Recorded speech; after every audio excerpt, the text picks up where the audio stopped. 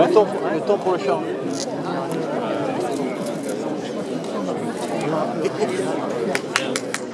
Monsieur le Président, je peux commencer? Merci, Monsieur le Président. Merci.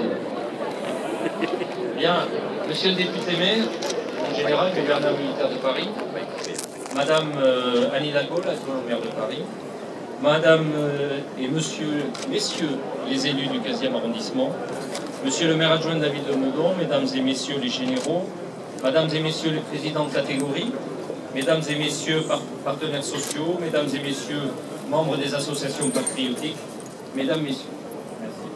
C'est à moi de te la donner. Je tiens d'abord à vous remercier tous pour votre présence. Vous avez contribué à la réussite de cette cérémonie originale, il faut le dire, quant au lieu choisi, puisque c'est une première. J'espère que nous en aurons de bons clichés, puisqu'il y avait 2 photographes dans la nacelle, donc ça devrait être. Je remercie à ce titre tout particulièrement Monsieur le maire de Paris, représenté donc ici par Madame Hidalgo, et Monsieur Philippe Goujon, député maire du 15e arrondissement. Ces remerciements vont à la mairie de Paris pour nous avoir permis d'accéder à cette esplanade pour cette cérémonie, et à la mairie du 15e pour son soutien et sa logistique. Super bonne idée.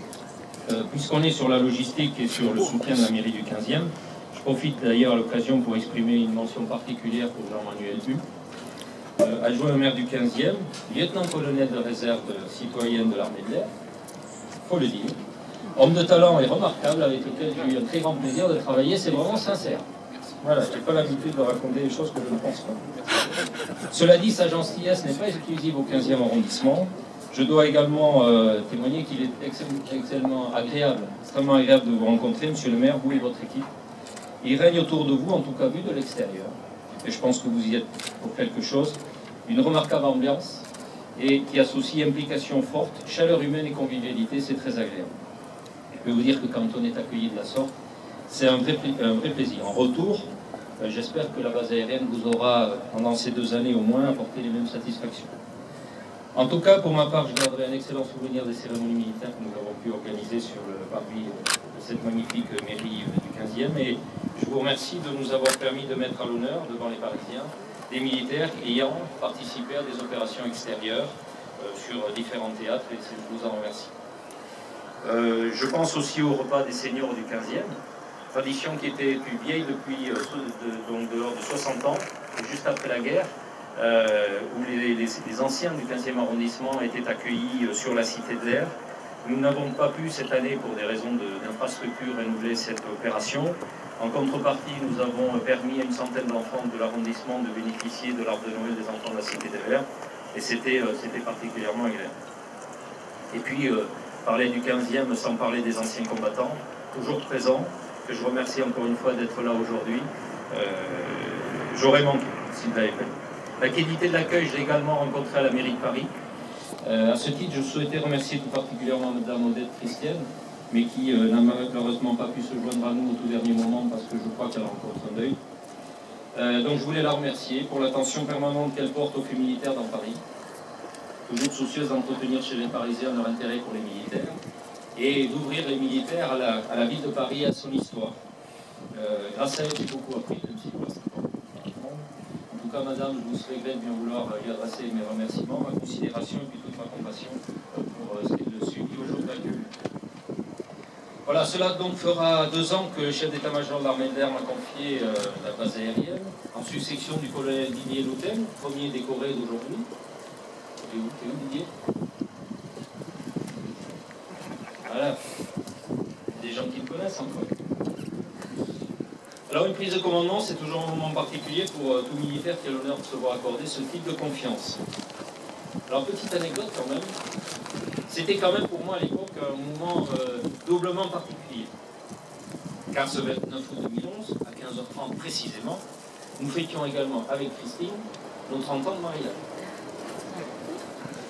Alors vous comprendrez un peu ma petite frustration cette année parce qu'on est le 28. On n'est pas le 29. Bon, et c'est les hasards du calendrier. À un jour près, j'aurais pu encore faire une preuve de ma mauvaise foi légendaire pour faire remarquer à mon épouse qu'il n'est pas donné à toutes les dames de pouvoir se prévaloir d'avoir pour leur anniversaire de mariage 50 musiciens, un uniforme. Alors d'aucuns penseront que ce n'était pas forcément très glamour, mais vous m'accorderez que c'était quand même original. Bon, cette année, il va falloir trouver autre chose. On prend 2 ans. Je crois que ma mauvaise foi va trouver des limites, mais enfin, il va falloir que je fasse quelque chose. En tout cas, merci à tous de bien vouloir penser à moi demain. Et de me souhaiter d'avoir fait le bon choix. Je ne doute pas que messieurs ici présents mesureront le stress qui m'habite pas. Ceci étant, j'en profite pour te remercier, Christine, du fond du cœur, pour ton soutien au cours de ces 2 années et des 30 qui ont précédé. Je ne rajoute pas les années d'empêcher, ça ferait trop. Ces 2 années, quel chantier dans tous les sens du terme. Localement, ça aurait été marqué pour l'essentiel, vous en doutez bien, par les travaux inhérents à la construction du futur ministère qui rassemblera plus de 9000 personnes. Ce ministère qui sera immergé dans le 15e et qui contribuera au dynamisme du secteur par son important effectif, mais aussi pour l'accès qu'il autorisera aux habitants du 15e dans certaines des installations sportives et sociales. Je sais qu'il crée parfois peut-être quelques soucis quant aux questions de circulation dans le secteur, mais ça devrait bien se passer. Je souhaite à ce titre, avec toute l'humilité qui doit être la mienne, rendre hommage à l'équipe de la délégation pour le regroupement des états-majors et des services de la défense, qu'on appelle communément la DRESD, en charge de la conduite de ce projet. J'ai toujours eu auprès d'elle une écoute attentive. J'ai pu aussi effleurer la complexité de cet exercice particulièrement difficile et combien atypique dans le monde militaire. J'ai également pu observer dans ces circonstances des personnalités de grand talent, et je ne résiste pas à l'envie d'évoquer notamment celui de M. Bruno Béécos.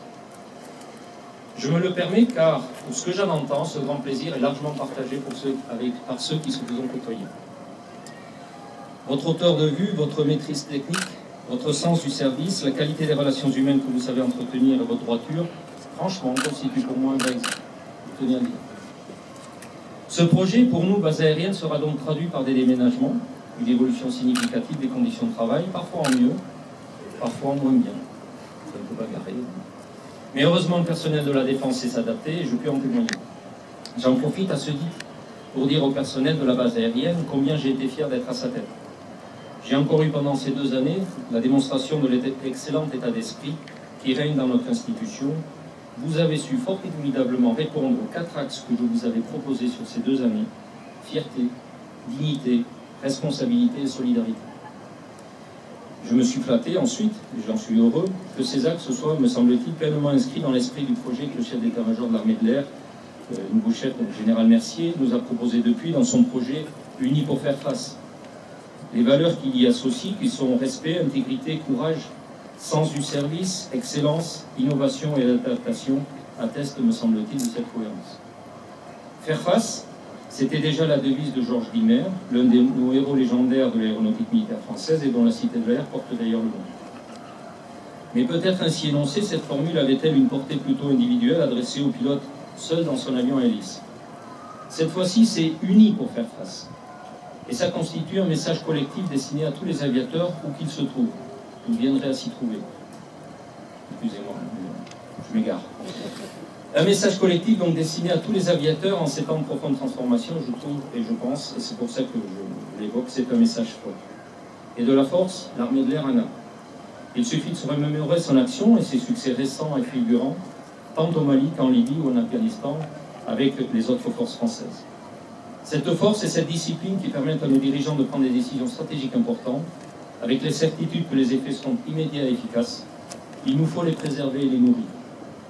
Et dans ces temps actuels un peu délicats, c'est par la solidarité, par l'imagination et par l'innovation que nous tous, aviateurs, militaires et civils de l'armée de l'air, nous contribuerons à répondre présent.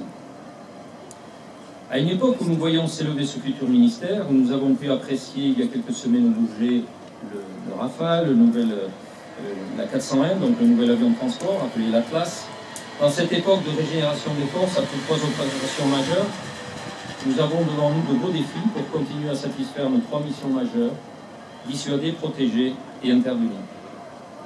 Le projet que nous propose le chef d'état-major de l'armée de l'air répond à cette nécessaire adaptation de notre outil pour faire face ensemble aux défis qui nous sont et nous seront présentés. Les qualités nécessaires à cette réussite sont en chacun de nous aviateurs. Elles sont donc en vous, officiers, sous-officiers militaires du rang et personnel civil de la VA 117. Je l'ai observé au cours de ces 2 années. Donc, croyez en vous.